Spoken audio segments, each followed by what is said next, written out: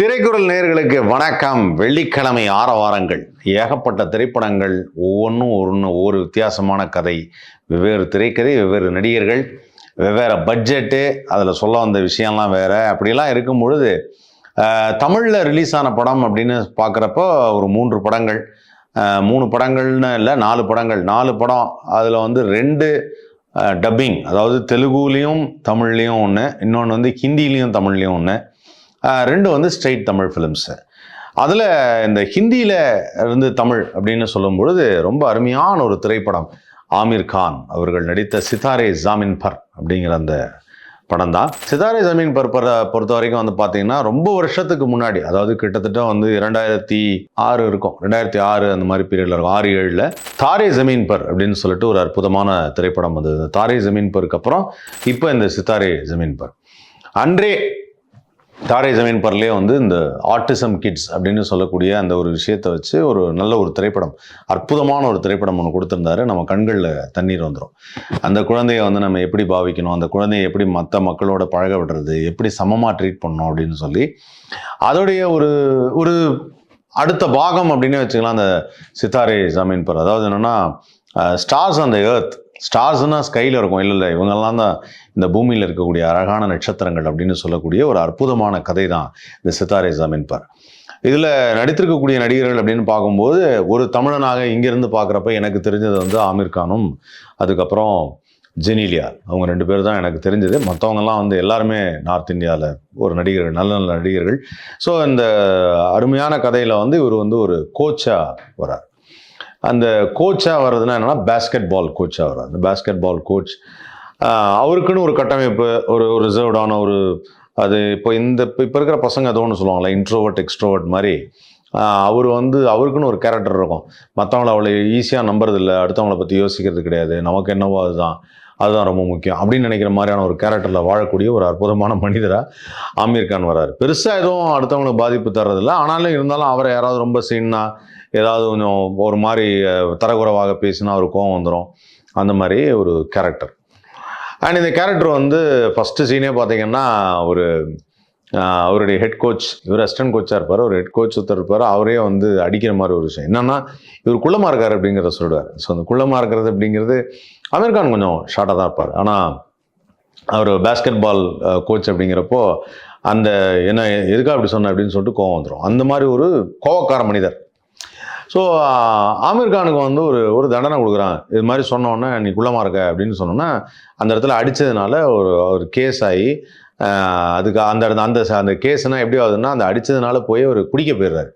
குடிக்க போய் ஃபுல்லாக ட்ரிங்க் எல்லாம் பண்ணி, அதுக்கப்புறம் ட்ரிங்கில் ட்ரைவ் பண்ணிட்டு வரும்போது, ஆனால் அந்த இது கூட ரொம்ப நல்லா இருந்தது. அதாவது தான் மேலே தப்பு சொல்லாத ஒரு கேரக்டர்னு ஒன்று சொல்லுவாங்க.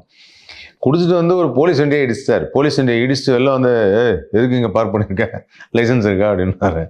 இது நாங்கள் பார்க் பண்ணோமா, நீ வந்து இடிச்சிட்டு அப்படின்னா தனியாக கூட்டு போய் கோர்ட்டில் கேஸ் ஆகி, அதுக்கப்புறம் அவங்க வந்து ஒரு பனிஷ்மெண்ட் கொடுப்பாங்க. அந்த பனிஷ்மெண்ட் தான் ரொம்ப வித்தியாசமான பனிஷ்மெண்ட். இது என்னென்னா, இவர் ஒரு கோச்சாக இருக்கிறதுனால, இதுக்கு முன்னாடி இந்த மாதிரி நடந்ததில்லை மேடம், இதுதான் ஃபஸ்ட் டைம் அப்படின்னு கேஸ் சொல்கிறதுனால, ஓகே ஃபைன், நான் அவருக்கு வந்து வேற ஒரு பனிஷ்மெண்ட் கொடுக்குறேன் அப்படின்னு. அது பனிஷ்மெண்ட்டில் இந்த மாதிரி நான் அவரை பண்ணுறேன் அப்படின்னு சொல்லிட்டு அவரை வந்து, இவர் ஆல்ரெடி இந்த மாதிரி இந்த கோச் ஒருத்தர் அடிச்சிட்டாருன்னா இவர் வந்து சஸ்பெண்ட் பண்ண, இன்டெஃபினெட்லி சஸ்பெண்டட் அப்படின்வாங்க. அந்த வக்தியில் தான் போய் இவர் குடிக்கிறார். அந்த சமயத்தில் அந்த கோர்ட்டில் கொடுக்குற பனிஷ்மெண்ட் என்ன அப்படின்னு பார்த்தீங்கன்னா, நீங்கள் வந்து இந்த மாதிரி இன்டெலெக்சுவலி சேலஞ்சு குழந்தைங்கள்லாம் நிறைய பேர் இருக்காங்க, அவங்களுக்கு நீங்கள் கோச்சாக போகணுண்ணா. அவங்களுக்கா நான் ஏன் போகணும் அப்படின்னு அந்த ஒரு அவருக்குள்ள ஒரு தயக்கம் இருக்கும், பயங்கர கோவம் இருக்கும், எனக்கு எதுக்கு நான் போகணும், நான் எதுக்கு அங்கே அவங்கள்ட்ட போய் ட்ரெயின் பண்ணோம். இப்படி இருந்தாலும் அவர் வந்து ரொம்ப அதாவது இன்னும் நேர்த்தியாக இருப்பது அப்படின்னு ஒன்று சொல்லுவாங்க, வேலையில் நேர்த்தியாக இருக்கணும்.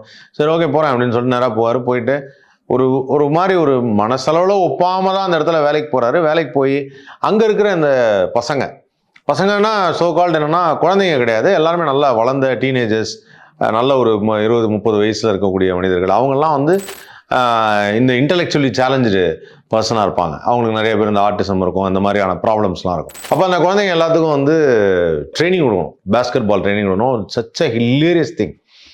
அவங்க எப்படி நடந்துக்கிறாங்க, அவரோட எப்படி வந்து இவர் சிங்க் ஆகிறார்.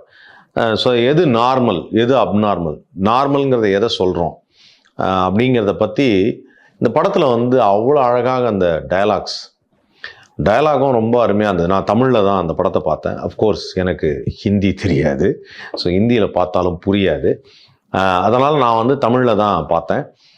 தமிழில் பார்க்கும்பொழுது அந்த ஒவ்வொரு வசனமும் வந்து நம்ம மனசில் வந்து அப்படியே ஆழமாக பதிகிற மாதிரியான வசனங்களாக இருந்தது.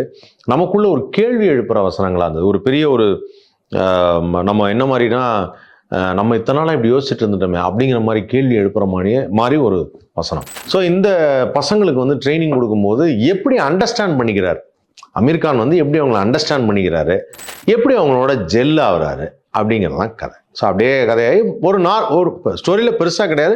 அவங்க வந்து ஒரு 4-5 இடத்துல மேட்ச் விளையாண்டி, லீகெல்லாம் விளையாண்டி அவங்க ஒரு ஃபைனல் போய் அவங்க வந்து பார்ட்டிசிபேட் பண்ணி கப்பு ஜெயிக்கணும் அப்படிங்கிறது தான் அந்த ஸ்கூலில் இருக்கவருடைய ஆசை. அவர் வந்து இவரை கோச்சாக தானே நீங்கள் நினச்சா பண்ணலாம் அப்படின்னாரு. அதுக்கான ட்ரைனிங்லாம் கொடுத்துட்டே வர்றாரு. கொடுத்துட்டே வந்து அதை எப்படிலாம் மேட்ச் விளாட்றாங்க, எப்படிலாம் வந்து இது பண்ணுறாங்க, அந்த பசங்க வந்து எப்படி அதை எடுத்துக்கிறாங்க, ஒரு மேட்சை எப்படி எடுத்துக்கிறாங்க, அவங்களுடைய நாலேஜுக்கு ஒரு மேட்ச் ஆடும்போது என்னென்னலாம் பண்ணுறாங்க அப்படிங்கிறத இந்த படத்தில் ரொம்ப அழகாக, ரொம்ப எமோஷ்னலாக நம்ம பார்க்கும்போது நான் நிறைய இடத்துல கண் கலங்கிட்டேன். நான் ஏகப்பட்ட இடத்துல நான் கண் கலங்கிட்டேன். ஸோ ஒரு ரிலேஷன்ஷிப்னா என்ன, வாழ்க்கைன்னா என்ன அப்படிங்கிறத இந்த படம் பார்த்தா நிறைய பேருக்கு புரியும்னு நினைக்கிறேன். இப்போது லைஃப்பில் வந்து நம்ம யோசிச்சுட்டு இருப்போம், நல்லா படிக்கணும், படித்து முடிச்சோன்னா வேலைக்கு போகணும், நல்லா சம்பாதிக்கணும், நல்லா காசு சம்பாதிச்சதுக்கப்புறம் அந்த காசை வச்சு எல்லாரையும் சந்தோஷமாக வச்சுக்கணும், அவங்க கேட்ட மாதிரி ட்ரெஸ் வாங்கி தரணும், சாப்பாடு வாங்கி தரணும், கார் வாங்கணும், வீடு வாங்கணும், ஹவுஸ் ஹோல்ட் திங்ஸ் எல்லாம் வாங்கணும். இதெல்லாம் தான் லைஃப்பில் வந்து ஒரு மிகப்பெரிய சந்தோஷம் அப்படின்னு சொல்லிட்டு வாழ்க்கையை நடத்தி கொண்டு இருக்கும் வெகுஜன மக்களுக்கு. ஏன்னா இது அப்படி தான் போயிட்டுருக்கு. ஏன்னா நம்ம உலகத்தோட ஒத்து வாழணும், எல்லாரும் படிக்கிறாங்க, எல்லாரும் வேலைக்கு போகிறாங்க, எல்லாரும் டிவி வாங்குறாங்க, எல்லாரும் ஃப்ரிட்ஜ் வாங்குறாங்க, எல்லாரும் கார் வாங்குறாங்க, நம்மளும் அதை வாங்கணும். அதான் நம்ம இருந்துட்டு இருக்கிற வாழ்க்கை. பட் லைஃபுங்கிறது அது கிடையாது. லைஃபுங்கிறது சந்தோஷம், மற்றவங்களை சந்தோஷப்படுத்தி பார்க்கறது சந்தோஷம், கூட இருக்கவங்களை மகிழ்ச்சியாக வச்சுக்கிறது ரொம்ப சந்தோஷம். ஒரு எளிமையான வாழ்க்கையில் ரொம்ப சின்னதான ஒரு சந்தோஷம் வந்து நம்ம லைஃப்பில் வந்து ஒரு அளவில்லாத ஒரு மகிழ்ச்சியை தரும். ஒரு சின்ன விஷயம் கூட நம்ம அளவில்லாத மகிழ்ச்சியை தரும் அப்படிங்கிறது தான் இந்த படத்துலேருந்து நம்ம தெரிஞ்சிக்க வேண்டிய ஒரு விஷயம். அதில் விளையாட்டில் சொல்லுவாங்க, இன்னைக்கு அந்த டீம் வந்து ரொம்ப மொக்கையாக இருக்கு, அவனை அடித்து இன்னைக்கு துவம்சம் பண்ணிடலாம் அப்படின்வாங்க. ஆக்சுவலாக அந்த இடத்துக்கு கூட ஒரு அருமையான டைலாக் வச்சுருக்காங்க. அந்த டைலாக்கை நான் சொல்கிறத விட நீங்கள் படம் போய் பார்த்தீங்கன்னா உங்களுக்கே இது புரியும். இவர் வந்து சொல்லுவார், அந்த ஆப்போசிட் டீம் நீங்கள் ஒன்றும் சுமார் தான், நல்லா அடிச்சிடலாம் அப்படின்னோன்னா அதுக்கு ஆப்போசிட்டில் ஒரு டைலாக் ஒன்று சொல்லுவாங்க, நம்ம இதுக்காக விளையாடல அப்படின்னு சொல்லிட்டு ஒரு டைலாக் சொல்லுவாங்க. அந்த டைலாக்கை கண்டிப்பாக நீங்கள் படத்தில் பார்த்தீங்கன்னா உங்களுக்கே இது புரியும். அதுதான் லைஃபுங்கிறது தெரியும். அது ரொம்ப எளிமையாக சொல்லணும். அந்த டைலாக்கை தவிர்த்து நான் சொல்லணும் அப்படின்னு பார்த்தீங்கன்னா, ஒரு வெற்றி அடையணும் வாழ்க்கையில், வந்து ஒருத்தர் ஜெயிக்கணும், நாம் ஒரு விஷயத்தை செய்யணும் அப்படின்னா இன்னொருத்தரை அழிச்சிட்டு நாம் வந்து செய்யணும் அப்படின்னு அவசியம் இல்லை. நாம் நம்மளுடைய பாதையை நோக்கி போகணும், நம்ம எப்படி வெற்றி அடையணும். அதுக்காக இன்னொருத்தரோட பிஸ்னஸை கெடுத்து, இன்னொருத்தருடைய இதை வந்து அவங்கள அசிங்கப்படுத்தி அந்த மாதிரி பண்ணணும்னு அவசியம் இல்லைங்கிறதுக்கு ஒரு அற்புதமான விஷயத்த ஒரே டைலாக்ல வச்சுருந்தார்.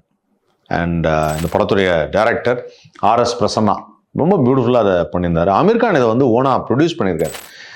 எனக்கு அமீர் கான் ரொம்ப பிடிச்ச ஒரு விஷயம் என்னென்னா, ஆரம்பத்தில் இந்தி ஃபிலிம் இண்டஸ்ட்ரியில் வந்து ரொம்ப சாதாரண ஒரு ஃபேமிலியிலேருந்து வந்தவர் தான். இந்தி ஃபிலிம் இண்டஸ்ட்ரியில் நிறைய நான் அந்த பழைய வீடியோஸ்லாம் பார்த்துருக்கேன். அதில் வந்து இவரே போய் ஆட்டோலலாம் போஸ்டர்லாம் ஒட்டிகிட்டு இருப்பார், அதாவது என் படத்தை ப்ரமோட் பண்ணுறதுக்கு. அதெல்லாம் அந்த மாதிரி ரொம்ப ஸ்ட்ரகிள் பண்ணி வந்த ஒரு அற்புதமான ஒரு ஆர்டிஸ்ட் தான் அமீர் கான். வெரி சாமா, ஐயோ ஒரு சிரிச்சா அவ்வளோ அழகாக இருக்கும், அப்போல்லாம் பயங்கர ஒரு heart throb of all the girls. அப்படி இருந்த ஒரு ஆர்டிஸ்ட் வந்து ஒரு கட்டத்தில் என்ன பண்ணாருன்னா, he decided to do some different kind of films.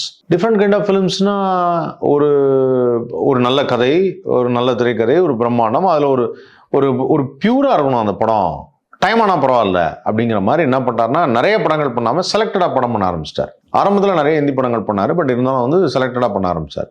இந்த செலக்டடாக பண்ண ஆரம்பித்தது தான் லகான், ஃபனா, அந்த மாதிரி வரிசையாக சொல்லிட்டே போகலாம். நிறைய படங்கள் இருக்குது. அதுக்கப்புறம் அந்த குஸ்தி வச்சு ஒரு கதை ஒன்று பண்ணியிருந்தார், அது கூட ரொம்ப நல்லாயிருக்கும். அதுக்காக தன்னுடைய உடல் அமைப்பையே மாற்றினார். உடல் அமைப்பையே மாற்றுறதுனா அதுக்காக குண்டாகிறது, பயங்கரமாக அந்த குஸ்தி வாத்தியார் மாதிரி இருக்கிறது, அதெல்லாம் பண்ணார். ஸோ இந்த மாதிரி ஒவ்வொரு படமுமே அவர் வந்து ரொம்ப டைம் எடுத்து அதுக்கான ஒரு மெனக்கெடுதல் எடுத்து இவர் ப்ரொடியூஸ் பண்ணி இன்னொருத்தர் டைரக்ட் பண்ணாலும் சரி, இல்லை இன்னொருத்தரோட டைரக்ஷனில் நடித்தாலும் சரி. ஃபார் எக்ஸாம்பிள் சொல்லணும் அப்படின்னு பார்த்தீங்கன்னா, கஜினி படம் வருது. கஜினி படத்தில் வந்து தமிழில் வந்து ஒரு ஷாட் ஒன்று எடுக்கிறாங்க. அந்த கிளைமேக்ஸ் ஆனால் ஹிந்தியில் கிடையாது. அது வந்து ஆக்சுவலாக எப்படி சொல்கிறதுனா, ஹிந்தியில் வந்து ரொம்ப டிஃப்ரெண்ட்டாக பண்ணுது. அது காரணமே வந்து எனக்கு தெரிஞ்சு அமீர் கான் அந்த டிஸ்கஷனில் உட்காந்து இல்லை இது வேணாம் வேறு மாதிரி மாற்றலான்னு சொல்லியிருப்பாரோ அப்படிங்கிறது தான். இன்வால்மெண்ட் இருந்திருக்கும். அதெல்லாம் வந்து எல்லாமே டேரக்டர்ஸ் மட்டுமே யோசிக்க மாட்டாங்க. ஹீரோஸும் சமயத்தில் வந்து நல்ல கதைகள் இருக்கும்போது, நல்ல ஒரு வித்தியாசமான அப்ரோச் இருக்குன்னா டெஃபினட்டாக அதை பற்றி யோசிப்பாங்க. அந்த மாதிரி Aamir Khan too selected films, ரொம்ப செலக்டடாக ரொம்ப அழகான படங்கள். ஐயோ இந்த படத்தில் வந்து கேரக்டரும் அந்த கேரக்டராகவே இருக்கார். கொஞ்சம் கூட அந்த ப்ரீவியஸ் படத்தில் இப்படி ஒரு கேரக்டர் பண்ணாரு அப்படிங்கிற மாதிரி இல்லை. அந்த படத்தில் அதே மாதிரி ஒரு நல்ல ஒரு கேரக்டர் ஒன்று பண்ணியிருக்காரு. அந்த பசங்கள்கிட்ட எப்படி ஒரு பிஹேவ் பண்ணுறாரு. அப்போ அவர் கடைசியாக ஒரு சீன் சொன்னார். படத்துடைய கதை பொறுத்த வரைக்கும் என்ன அப்படின்னு பார்த்தீங்கன்னா, அந்த கோச் வந்து இவங்களுக்கு எல்லாத்துக்கும் கோச் பண்ணி ட்ரெயின் பண்ணுறது தான். ஆனால் இவர் சொல்லுவார், நான் அவங்களுக்கு கோச் இல்லை, அவங்க தான் எனக்கு கோச். எது சந்தோஷம், எது நல்லது, எது கெட்டதுன்னு எனக்காக வந்து சொல்லி கொடுத்தாங்க. நான் அவங்கள்ட்ட தான் கற்றுக்கிட்டேன் அப்படின்னு. அவங்கள்ட்ட இருந்து கற்றுக்கிற விஷயம் நிறையா இருக்குன்னு. மனசில் ரொம்ப பாதித்த ஒரு சீனை வந்து, ஒரு இடத்துல ஒரு மேட்ச்சில் வந்து இவங்க வந்து தோற்றுருவாங்க. இவங்க தோற்றோன்னே பார்த்தா எல்லோரும் செலிப்ரேட் பண்ணிட்டு இருப்பாங்க. என்னப்பா தோற்றுட்டு எல்லோரும் செலிப்ரேட் பண்ணீங்கன்னு கேட்கும்போது அவர் சொன்னாங்க, இல்லை நாம் ஜெயிச்சிருக்கோம், செகண்ட் ப்ரைஸ் ஜெயிச்சிருக்கோம் அப்படின்னு. செகண்ட் ப்ரைஸ் ஜெயிச்சிருக்கோன்னா அதில் ஒரு பையன் சொல்லுவார், அம்மா சொல்லியிருக்காங்களே 2 தான் பெருசு அப்படின்னு சொல்லுவாங்க. எனக்கு அப்போ தான் சூப்பர் ஸ்டாரோட ஒரு டைலாக் ஞாபகம் வந்தது. மன்னன் படத்தில் ஒரு குழந்தைகிட்ட போய் 1 சாக்லேட் வேணுமா 2 சாக்லேட் வேணுமான்னு கேட்டால் அந்த குழந்தை என்ன சொல்லுவார், 2 சாக்லேட் தான் கேட்கும். அப்போ 1 பெருசா 2 பெருசா, 2 தான் பெருசு, அப்போ நான் தான் பெருசு அப்படின்றார். ஸோ அந்த மாதிரி அந்த டைலாக்லாம் இதில் ஞாபகம் வந்தது எனக்கு. ஸோ இந்த வெற்றி தோல்வி அப்படிங்கிறது லைஃப்பில் வந்து நிறைய பேர் என்ன நினச்சிக்கிறாங்கன்னா, தோல்வி அடைஞ்சால் அதோட வாழ்க்கை இல்லைன்னு நினச்சிக்கிறாங்க. வாழ்க்கைங்கிறதே கொண்டாடுறது தான். அப்போ யார் வெற்றி அடைஞ்சிருக்காங்களோ அவங்களோட சேர்ந்து அந்த வெற்றியை செலிப்ரேட் பண்ணுறது இருக்கு இல்லையா, அதை கற்றுக்கிட்டா நம்ம மைண்டில் அவ்வளோவா ப்ரெஷர் இருக்காது, ரொம்ப ஸ்ட்ரெஸ் இருக்காது.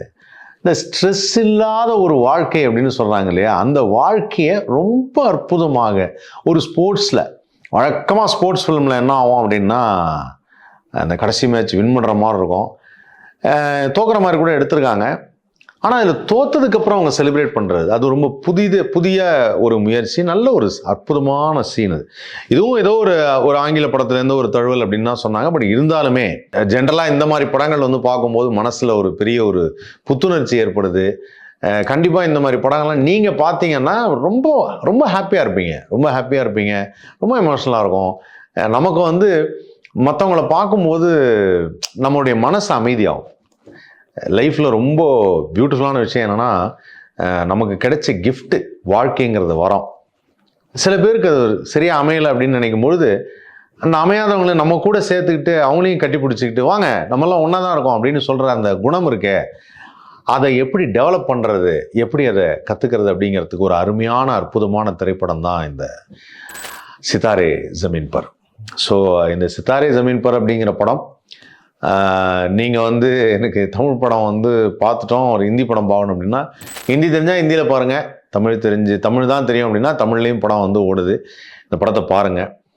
நான் சொல்லி தான் அமீர் கான் படம் பார்க்கணும்னு அவசியம் இல்லை. அமீர் கான் ஃபேன்ஸ் ஏகப்பட்ட பேர் இருக்காங்க.